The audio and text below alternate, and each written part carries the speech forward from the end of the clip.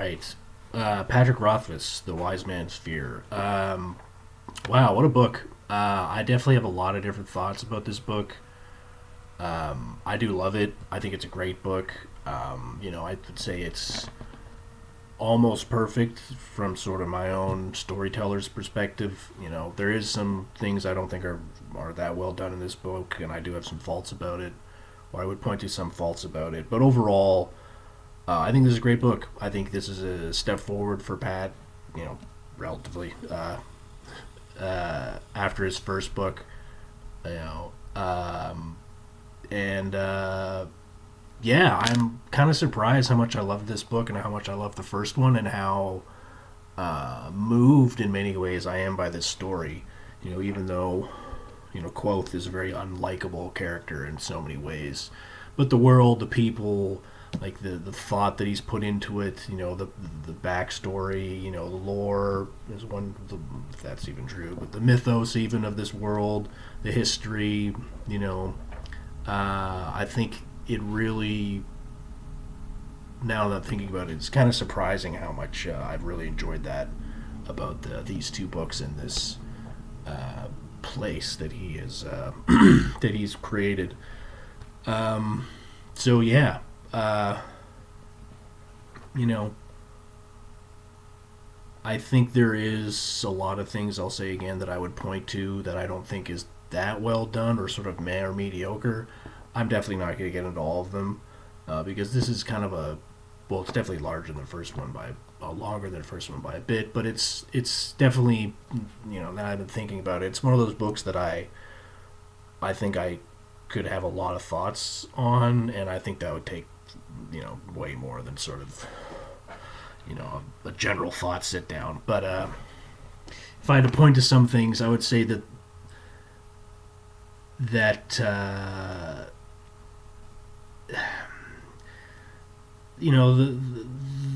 the Dem plot line, and when he goes to Hart and he has that whole story there, I would probably point to that as probably the weakest. I'm not the weakest. I'm not sure what the word would be, but I would point to that as probably one of the more challenged part of the book, I should say, and then the part afterwards where there's there's the band that he finds that's not a real band and he murders and kills them. I'd say that part is probably the part I'd point to the most, where I would start to question some of his, some of the writing or some of his writing. I would say the whole Edamaru bandit plot line, I thought that was just bad. I thought it was very plopped in and slapped in at the end. I didn't really understand why he had to put it in. I skimmed most of that part, to be honest. Yeah, so there would be a bunch of things sort of like that. There's stuff about the mayor and that little plot line. I thought it was a little too short. But then again, like, this book's so long, like, how many, what are you going to really fit in here?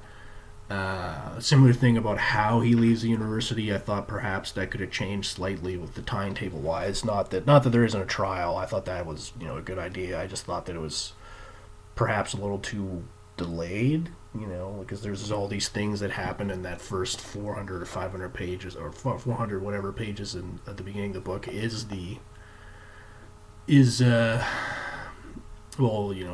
sort of the next moment after what happens. What happens in the first book that causes this trial therefore to happen. I thought, well, is the timing here, does it make sense? Not that it really matters that much, but things like that. So yeah, those are just a couple things, but this is still a really cool book. It's a really cool book. I think it's, again, almost perfect. I wouldn't say it's close to being perfect from my own storyteller's perspective, but I wouldn't say it's far either. It's not far. There's just too many moments in this book that I think that I'll even think about, for sort of the rest of my life, or my life, rest of my life, because they're just so, strong, really, even to use that word. Yeah. I gotta mention again, the characters in these two books are just so damn well done. Like, No, except for the Adem part. But I'd say that a large majority of the characterization in these books is just so well done. Like even from the characters you only meet once, from Puppet to Sleet, you know, the mayor itself as well, or mayor, I don't know, the king-like figure, you know, obviously Quoth himself, but his friends, the people he meets, Tempe, the guard people when they, you know, not the guard people, but his band members as he goes out and tries to find the larger bandit group that's, you know, just taking or killing all the tax collectors, or taking it all. I can't remember what they're doing, but I bit of both. But yeah, Dende, Hespe, not Dende, Dedan, yes, Dedan, Hespe, Martin. Like I just thought that even those characters, I just thought are so well done.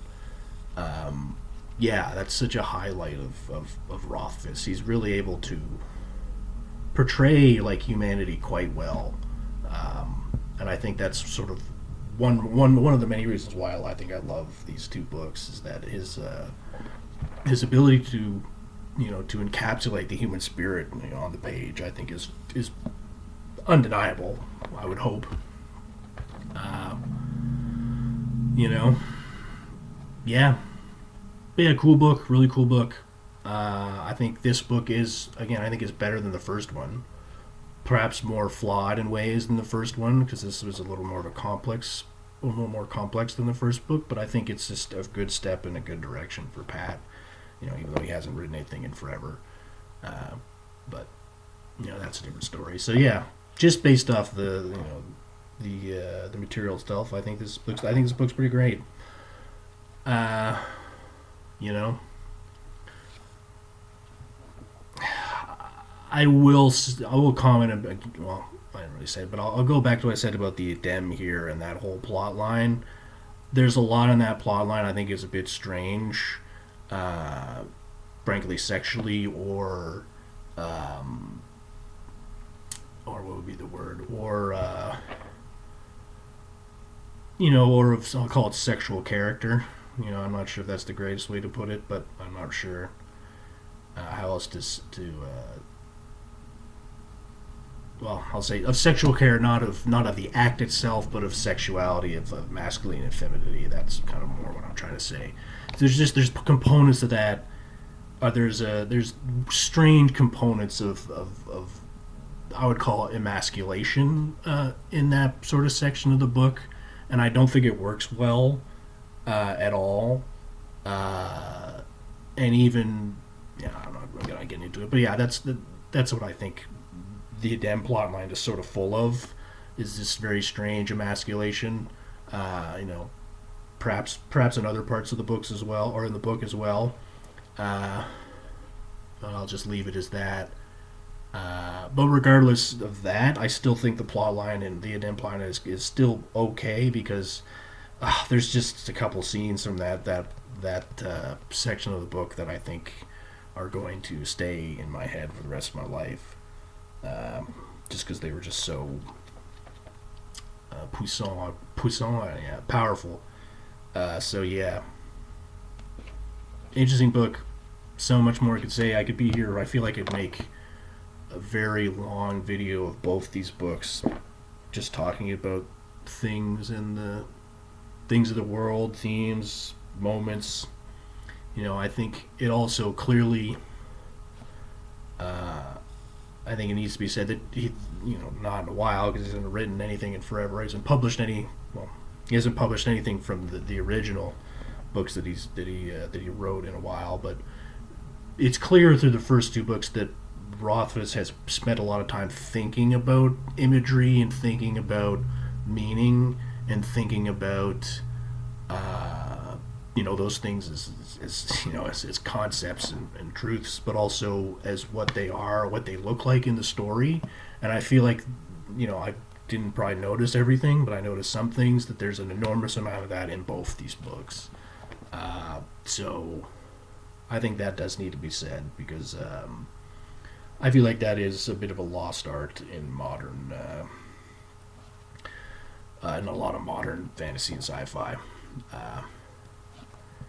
But yeah. Yeah, don't know what else to say. Let's just wrap it up. It's been 10 minutes already. But yeah, God bless Patrick Rothfuss. May he do whatever he needs to do, heal, change, transform in order to finish these series. It would really be, or this series, it would really be, I think, it would be great to know what else he's thought of, what else he's thought of in these books, or for these books, I should say. Definitely would reread. Definitely would. I think I'd take notes if I ever reread this, or I probably will reread this. I think I would take notes. I don't take notes on all books I read, but some of them I do. But after reading this, I think I would. Reading these two books, I think I totally would take notes and just write down my thoughts from chapter to chapter, and keep that logged, because I feel like there's just so much in these two books to discuss, because he has, again, subtly and not subtly, I think some of it's pretty clear, but he has just given a lot of thought into meaning and imagery, as I said already. Yeah, cool book. I think totally recommend. Yeah, that's it. All right, peace out, everybody. Take care. Good luck wherever you are.